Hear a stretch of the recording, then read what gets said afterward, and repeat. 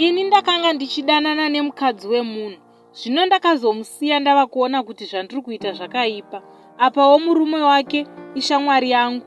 Zvakaitika ndezvekuti ndaigara ndichienda kumba kwefriend yangu, asi kamwe kakompliment kaitwa nemudzimai wake kaindinetsa. Murume wake akangobuda panze. Waibva wanzwa ava kuti baba amaka mune zvinhu zvenyu zvinooneka kana makagara. Magerero amunoita kati yenyu ndinoifarira. Saka one day ndakasvikako ndikawana shamwari yangu asipo. Ndikati okay, ndava kuenda ndisati ndasvika pamukova. Ndakanzi zvikanzi baba imi indawo munoita sebofu. Ndikati ko zvikanzi saka hamusi kuona here? Ibva ipo.